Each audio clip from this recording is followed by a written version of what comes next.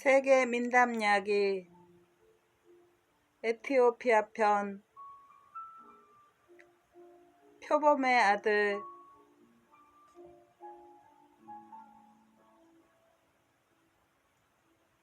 표범의 아들은 사방을 찾아다니며 지식을 구했습니다. 그는 밤의 소리에 귀를 기울이고 여름 태양을 타는 듯한 열기를 느끼고 굶주림의 고통을 느끼고 많은 야생동물의 고기를 맛보았습니다. 그는 물건 하나하나를 자세히 살펴보고 기억했습니다. 그는 알려지지 않은 나무들의 거친 꽃봉오리들을 자세히 보고 산에서 급히 흘러내리는 이름 없는 강들을 보고 초원의 높은 풀밭을 지나 대상의 오솔길을 따라갔습니다. 그는 이 일들을 마음속에 넣어두었으나 그가 찾는 지식은 아직도 거기에 없었어요. 그는 어느 날 흙으로 지은 집 앞에서 울고 있는 여자를 만났습니다. 그는 그녀가 슬퍼하는 까닭을 알고 싶다고 말했어요. 나는 홀몸으로 염소들의 젖을 짜서 먹고 살아요. 그 노파가 말했습니다. 그런데 언덕에 큰 뱀이 살고 있어요. 그놈이 내 염소들을 한 마리씩 잡아먹어서 이제는 한 마리밖에 남지 않았다오. 나를 당신의 보호자로 여기세요. 네브리가 말했습니다. 우유를 한 대접 주세요. 그 여자는 집에서 은대접을 꺼내와서 염소의 젖을 부었습니다. 네브리는 대접을 언덕으로 가지고 가서 뱀의 굴 앞에 놓았어요. 큰 뱀은 우유를 마시려고 나왔습니다. 네브리는 뱀이 남자 10명만큼이나 길고 바오밥 나무처럼 굵직한 것을 보았습니다. 그러나 그는 날이 넓은 칼을 칼집에서 뽑아 뱀에게 몸을 날려 뱀을 죽이려고 하였습니다. 그러자 뱀은 월대 네브리를 덮쳐 그를 죽이려고 들었습니다. 싸움 때문에 먼지가 공중으로 100피트나 치솟고 싸우는 소리가 10마일 떨어진 계곡의 끝까지 들렸습니다. 큰 뱀은 3번이나 네브리를 칭칭 감았고 네브리는 3번이나 칼로 베고 벗어났습니다. 마침내 그 괴물은 땅바닥에 죽어 넘어졌습니다. 네브리는 뱀의 껍질을 한 조각 베어내고 은대접을 집어들고는 노파의 집으로 돌아갔어요. 그녀는 감사의 뜻으로 네브리에게 은대접을 주었습니다. 그러나 그는 이렇게 말했어요. 내가 어떻게 이 대접을 받겠습니까? 그리고 이것이 내게 무슨 필요가 있겠습니까? 노파가 대답했습니다. 이걸 받아요. 당신은 당신이 한 위대한 행동의 역사를 이 대접에 간직할 것입니다. 그는 가죽 주머니에 대접을 넣고 길을 떠났습니다. 그리고 그날 밤 그는 동굴에 불을 피워놓고 앉아서 자기가 이룬 일의 역사를 어떻게 대접에 담을 수 있는가를 스스로 물었습니다. 그는 불이 꺼지자 잠을 잤어요. 대답은 꿈속에서 그에게 나타났습니다. 아침에 그는 일어나서 대접과 뱀의 껍질로 칠형금을 만들었습니다. 그러고 나서 그는 작은 영양 한 마리를 잡아 그 힘줄로 줄을 만들었어요. 힘줄이 마르자 그는 칠형금에 줄을 매고 그것을 연주하면서 노래를 불렀습니다. 강한 하랄족은 이렇게 되었네. 그들이 수백 명씩 칼과 방패를 들고 왔을 때, 그들이 보라 쪽을 없애러 왔을 때, 딱하게도 표범의 아들이 거기 있었지. 그들은 얼마나 오만한지는 문제가 되지 않아. 그들의 살은 재칼들에게 먹혔지. 그들의 뼈는 하이에나들에게 갈까 먹혔지. 그들의 아내들은 남편이 없다네. 그들의 아이들은 아버지가 없다네. 그 허영심 많은 하라족은 이렇게 되었지. 그는 자기가 한 일을 하나하나씩 노래로 불렀습니다. 그래서 은대접은 이런 식으로 그가 한 일의 역사를 간직하게 되었습니다. 어느 날 네브리는 우연히 거인들의 유령이 사는 계곡에 이르렀습니다. 그리고 그가 계곡의 마을을 지나는데 대단한 흥분과 혼란이 일어났습니다. 많은 남자들이 창을 들고 한가운데 서 있었고 집들의 앞에서는 여자들이 함께 이야기하고 있었습니다. 윌대 네브리가 그들 사이로 가자 그들은 험상궂게 인사를 하면서 왜 여기에 왔으며 누구냐고 그에게 물었습니다. 나는 날이 넓은 칼을 등에 메고 다니는 사람이에요. 당신들은 평화라고 인사하지 않습니까?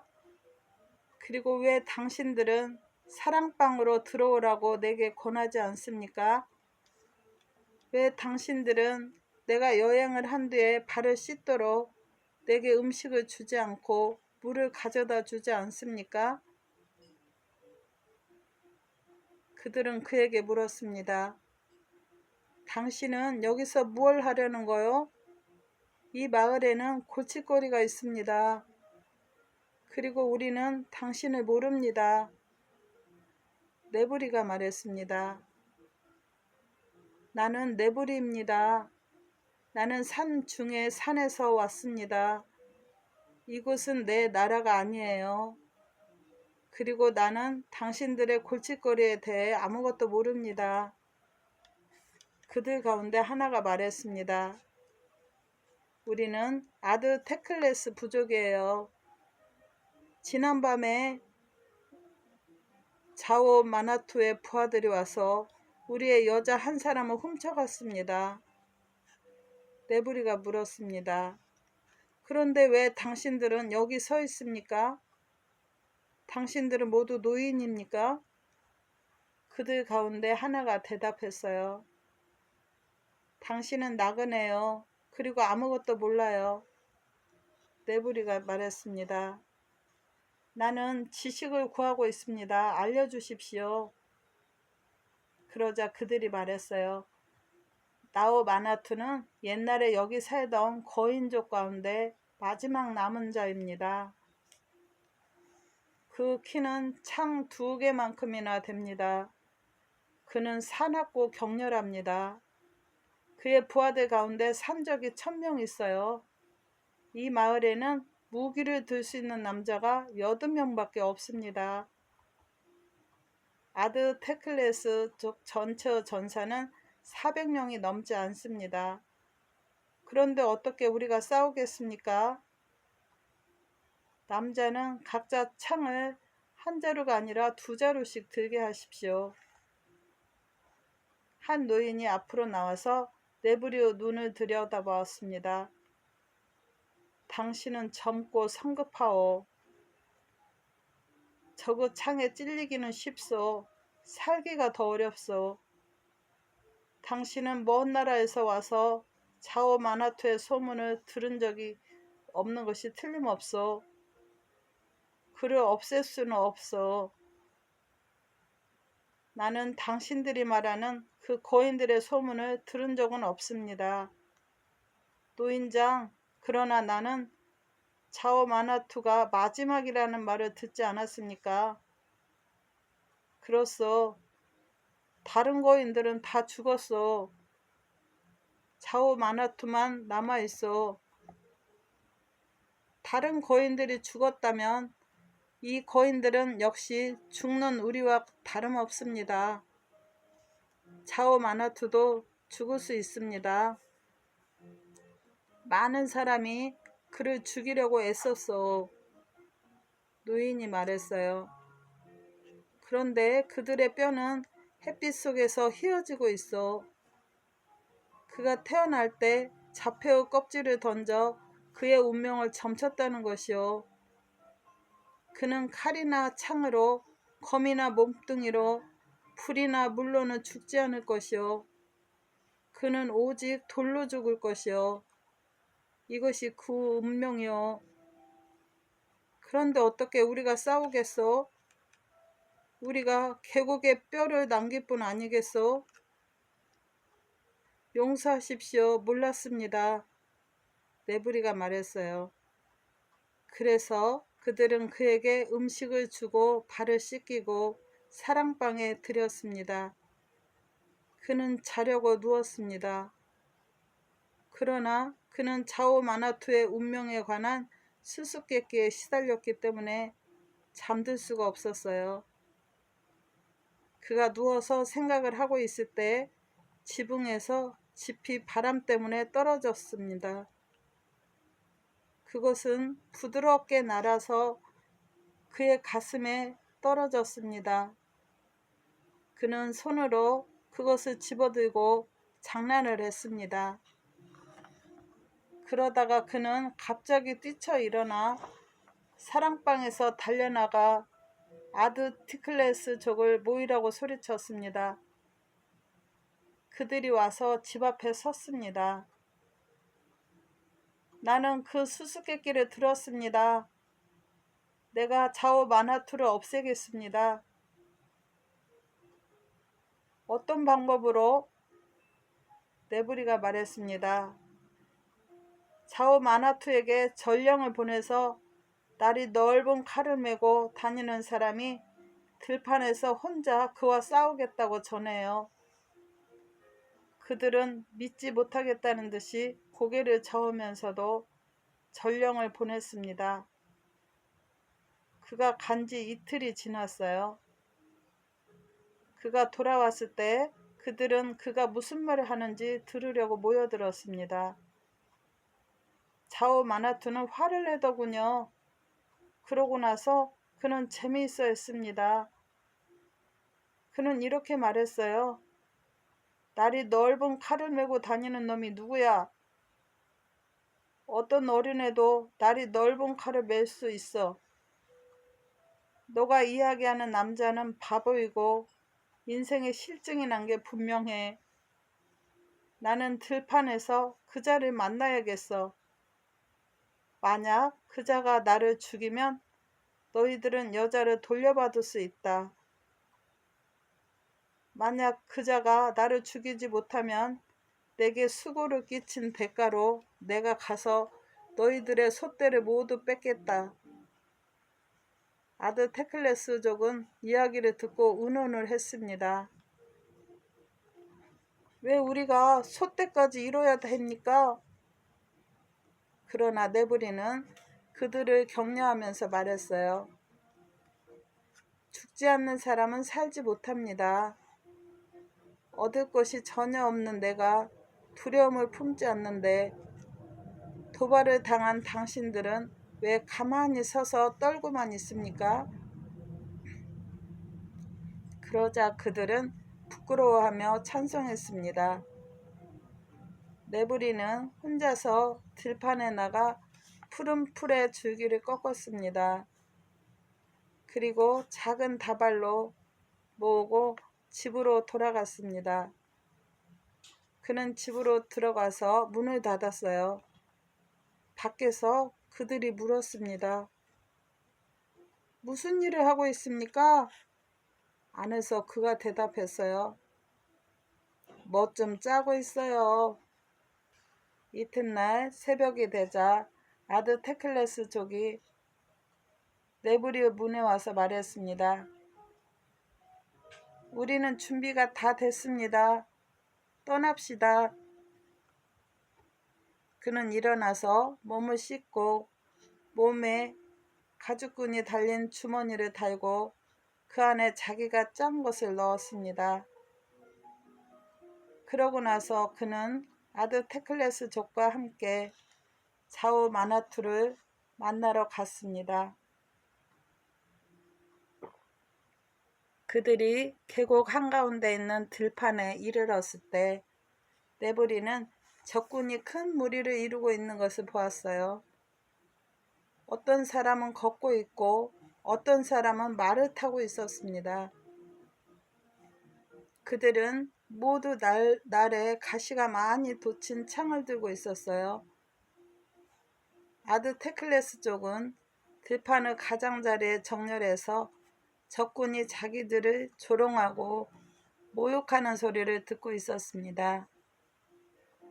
네브리는 들판 한가운데로 나가서 좌우 마나투를 찾고 있었어요. 그러자 그 남자는 양탄자 위에 앉아 있었기 때문에 그는 그 남자를 보지 못했습니다. 네브리는 외쳤습니다.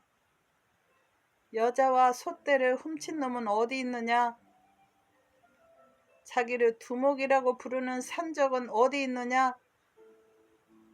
그놈은 어디 숨어서 떨고 있느냐?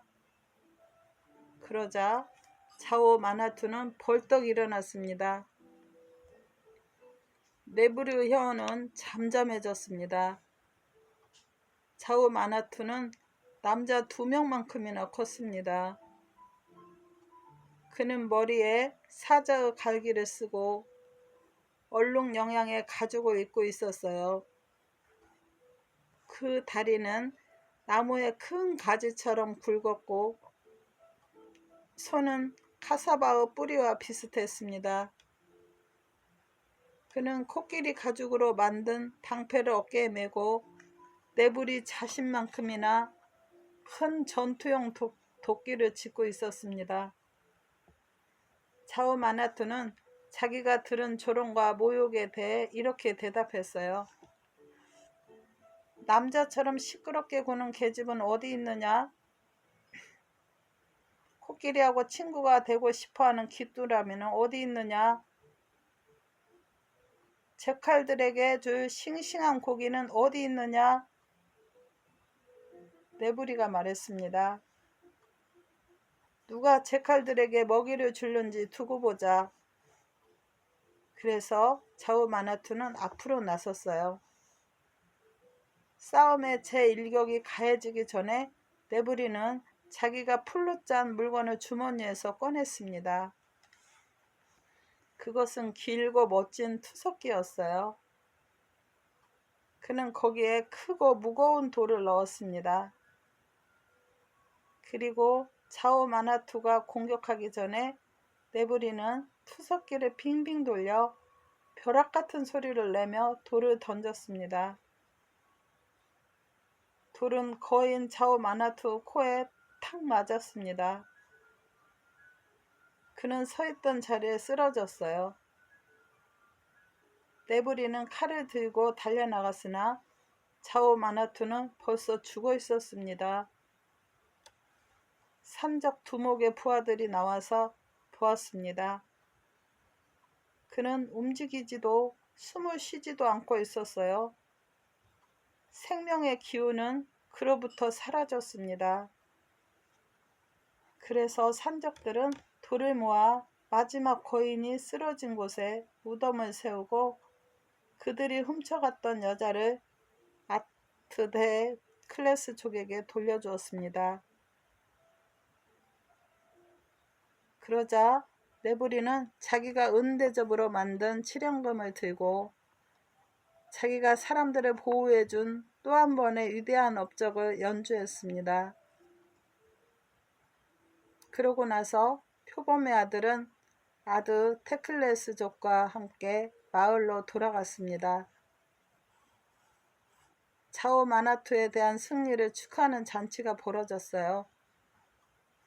그들은 밤새도록 춤을 추면서 종려술로 기운을 되찾았습니다. 먼동이 텄을 때 그들은 비로소 멈추었어요.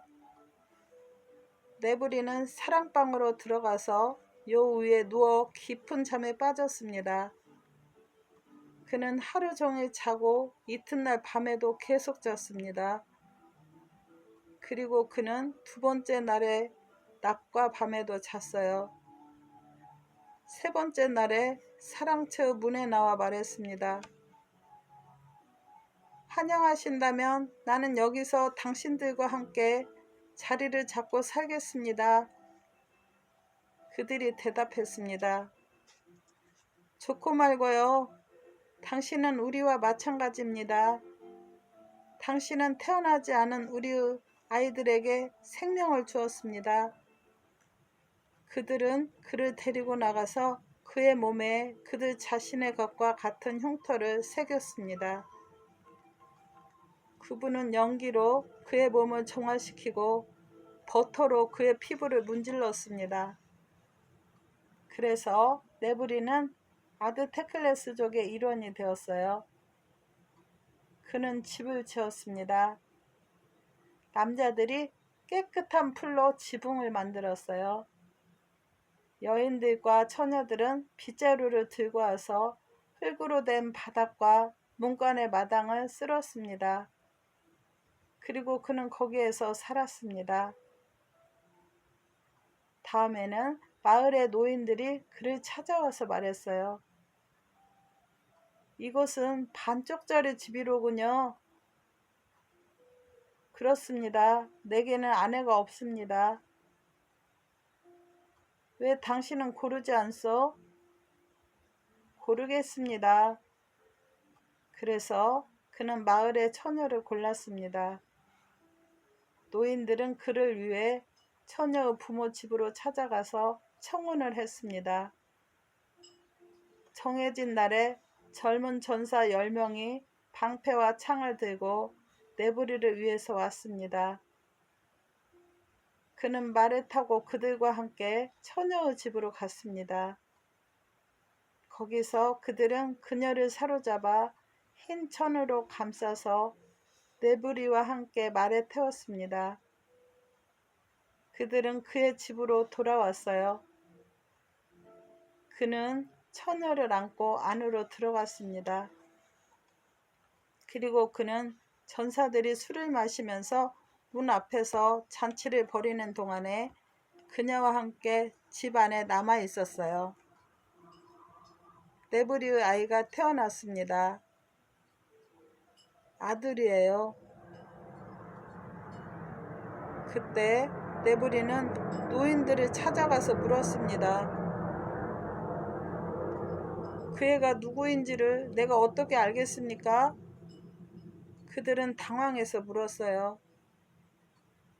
그 애는 그애요. 이름을 지어주시오. 그 정체가 밝혀지지도 않았는데 내가 어떻게 그 애에게 이름을 지어줄 수 있습니까? 네브리가 말했습니다. 당신이 그 애한테 이름을 지어주면 그때는 그 애가 누구인지 알 수 있을 것이요. 그들이 대답했습니다. 내 마을에서는 이런 식이 아니었습니다. 여러분은 배우지를 않으셨군요. 네브리가 그들에게 말했어요. 내 아들의 전생을 점칠 수 있는 사제가 아드 테클레스족 사이에 있습니까? 아드 테클레스족은 고개를 저었습니다. 그들은 그의 말을 알아듣지 못했어요. 네브리는 화가 났습니다. 그는 등을 돌리고 그들을 떠났습니다. 그는 마을 사이를 걸어 열린 들판으로 나갔어요. 그는 멀리에 들쭉날쭉한 높은 산들이 한 무더기로 마치 창처럼 서 있는 것을 보았습니다. 그때 그는 아인이라는 산과 아디 케리코하라는 마을을 기억했습니다. 그는 어린이들의 염소떼가 풀을 뜯고 있는 동안 그들이 놀이를 하고 있던 때에 생각이 미쳤습니다. 그는 그들 사이로 사납게 걸어가서 부르짖었어요. 나도 이 놀이를 하겠어. 그러나 그들은 돌아서더니 염소떼를 몰고 달아났습니다. 네브리가 마을로 돌아갈 때까지 그의 마음속에서는 화가 풀리지 않고 있었어요. 아드 테클레스족은 조용히 그를 바라보았습니다. 네브리는 곧 칼을 등에 메고 어깨에 칠연금을 얹고 아들의 이름을 짓지 않은 채 떠났다고 합니다.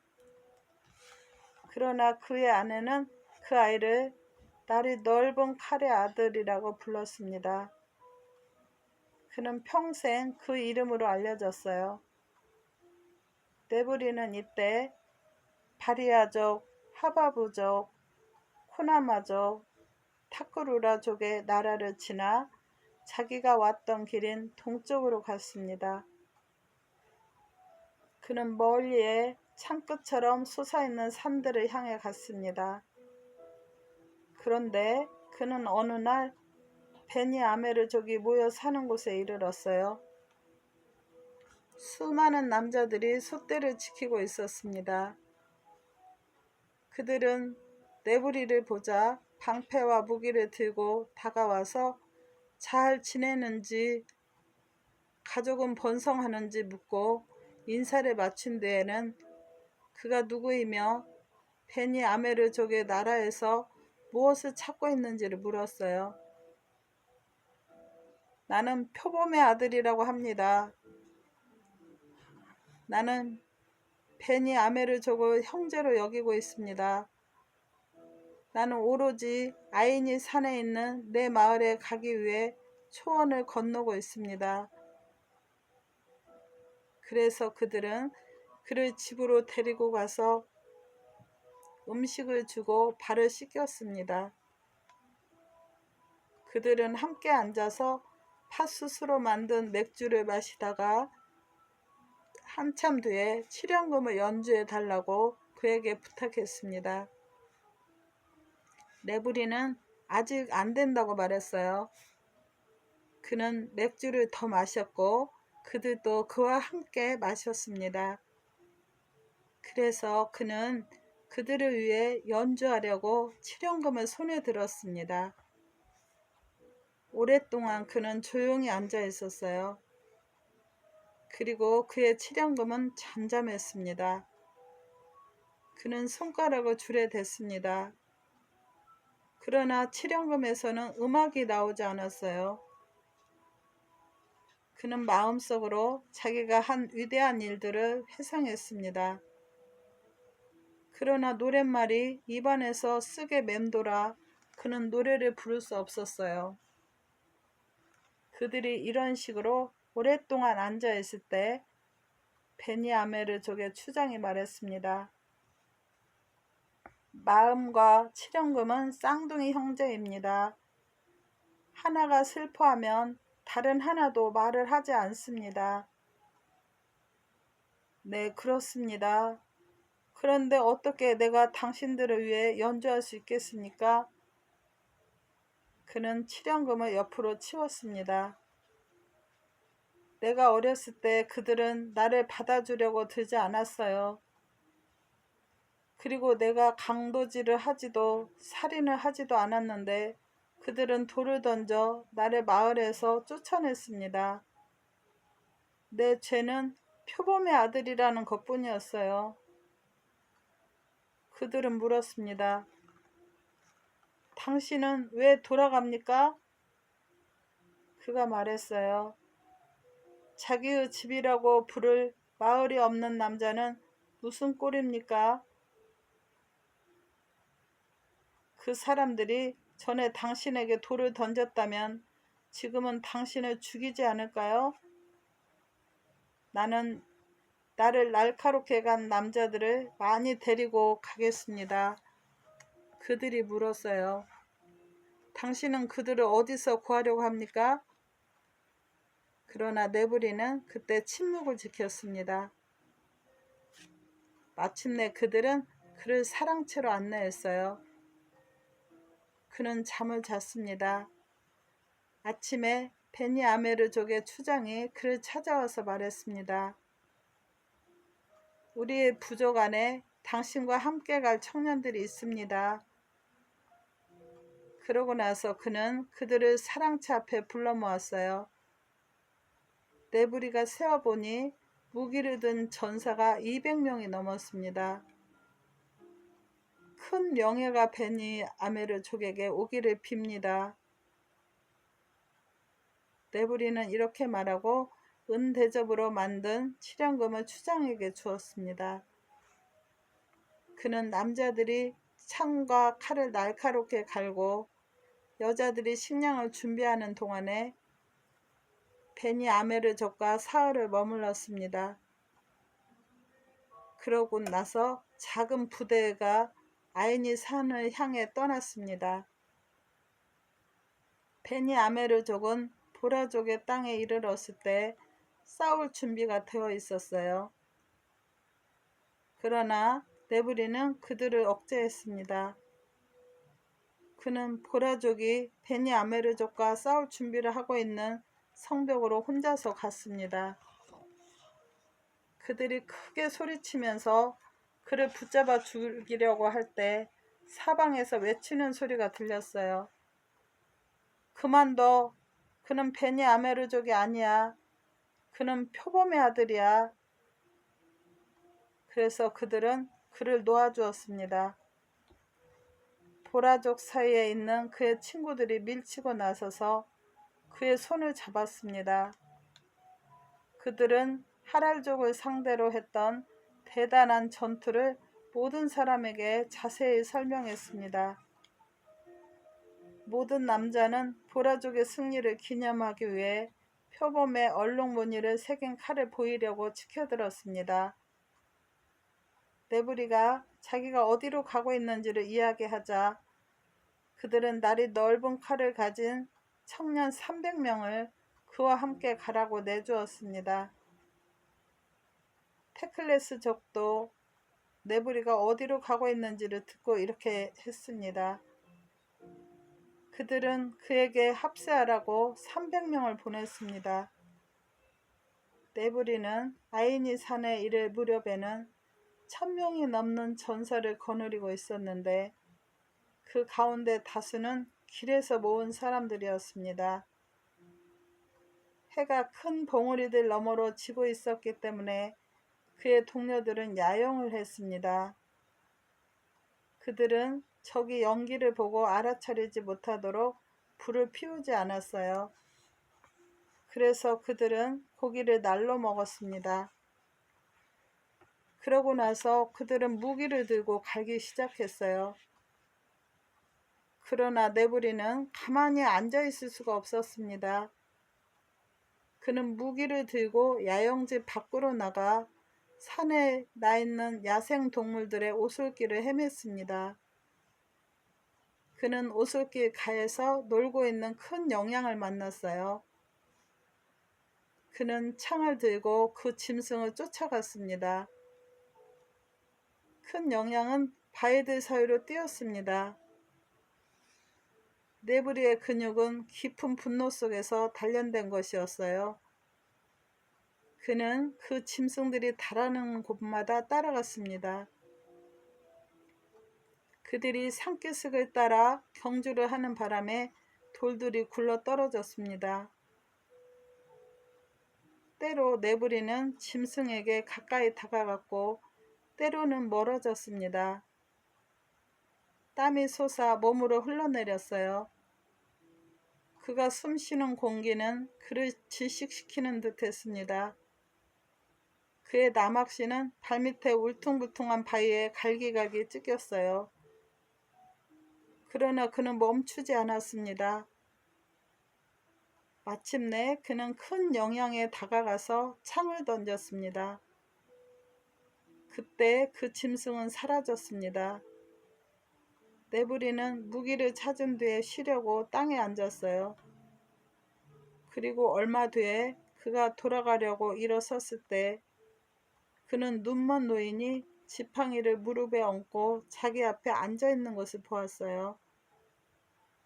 네브리는 말없이 지나가려고 했습니다. 그러나 노인이 그에게 말했습니다. 당신의 염소들과 소떼는 잘 있어? 네브리가 말했습니다. 나는 염소떼와 소떼가 없습니다. 당신의 식구들은 잘 지내고 있어? 나는 식구가 없습니다. 그렇다면 내 집에 들어오시오. 당신은 왜 문지방 앞에 서 있어? 집이 안 보이는데요.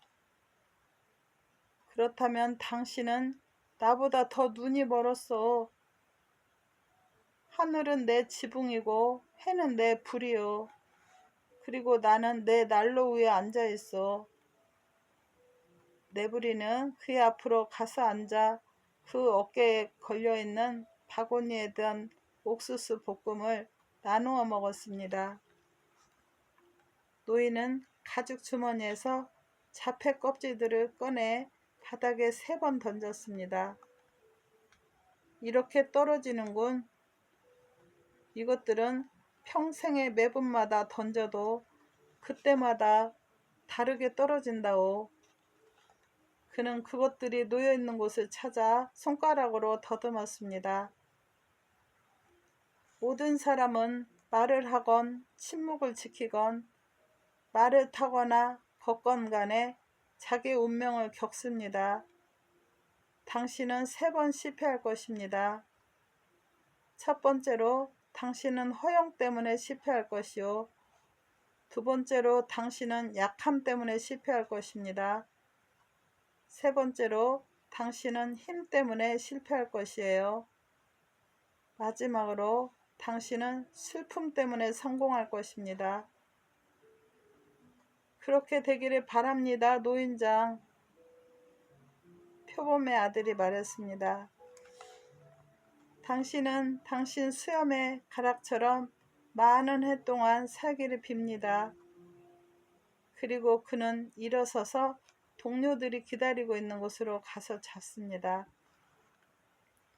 아침이 되자 그들은 마지막으로 창과 칼을 갈고 아이니 산의 서쪽 오솔길에 올라갔습니다. 그들은 위편에 있는 평원에 이르러 그곳에 아디 캐리토아의 전사들이 가득 차 있는 것을 보았습니다. 그들은 계곡의 끝에서 끝까지 뻗어 있었어요. 그런데 모든 남자는 던지는 창과 코끼리 가죽으로 만든 둥근 방패를 들고 있었습니다.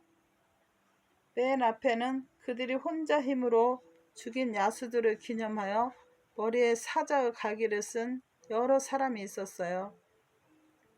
네브리는 그들이 자기가 아디 캐리토아의 읍내로 들어가는 길을 막고 거기 있는 것을 보고 화가 잔뜩 났습니다. 그래서 그는 앞으로 나서서 모욕을 퍼부으면서 그들에게 말했어요. 당신들은 옥수수를 빻아야 할 때 왜 여기 있어? 그런데 이것이 아디 캐리토아 남자들의 성질을 돋우었습니다. 왜냐하면 옥수수를 빻는 것은 여인들과 처녀들의 일이었기 때문이에요. 그들은 네브리의 전사들에게 대받아 소리쳤습니다. 우물에서 물을 길어와야 하고 불에 넣을 똥을 모아야 하는데 당신들은 왜 여기 있어? 네브리가 큰 소리로 응수했습니다. 당신들이 집안일을 남겨놓은 것을 남편들이 보지 못하게 빨리 집으로 가시오. 아디 캐리토아의 남자들이 대꾸했습니다. 당신들은 왜 발길질을 당하기를 기다리고 있는 게 개들처럼 떨면서 여기 서 있어? 보라족, 베니아메르족, 그리고 아드 테클레스족이 말했습니다. 아디토아의 남자들은 많고 우리는 적습니다. 왜 우리가 그들과 싸워야 합니까? 표범의 아들은 화를 내며 말했어요. 그들의 옷에 있는 이들이 더 적습니다. 그러나 그놈들은 두려움 없이 깨뭅니다. 우리가 이들보다 적단 말입니까? 그래서 보라족, 베니아메르족, 그리고 아드 테클레스족은 방패를 치켜들고 싸우러 나갔습니다. 그러자 아디 캐리토아의 전사들이 그들을 향해 달려나왔어요. 그들이 평원에서 만났을 때 강철과 강철이 부딪히는 소리와 큰 함성이 들렸습니다. 그리고 먼지가 땅에서 일어나 구름을 이루었어요. 그 구름이 공중에 걸려서 햇빛이 흐려졌습니다. 네브리는 불같이 맹렬하게 싸우면서 전사들에게 용기를 주었습니다. 아디케리토아의 전사들은 7번 밀고 나왔어요. 그러나 그들은 8번은 나오지 못하고 후퇴했습니다. 그 다음에는 보라족, 베니아메르족, 아드테클레스족이 원기를 얻어 전사자들의 시체를 넘어 그들을 추격했습니다. 아디케리토아의 남자들은 등을 돌리고 계곡으로부터 오솔길을 올라가 도시로 달아났습니다. 네브리는 날이 넓은 칼을 가지고 나고자들을 베어 넘기면서 그들을 따라갔습니다. 그리고 그와 함께 많은 베니아메르 사람들이 가서 마침내 그들은 계곡의 주인이 되었습니다. 감사합니다. 항상 평온하시고 행복하세요.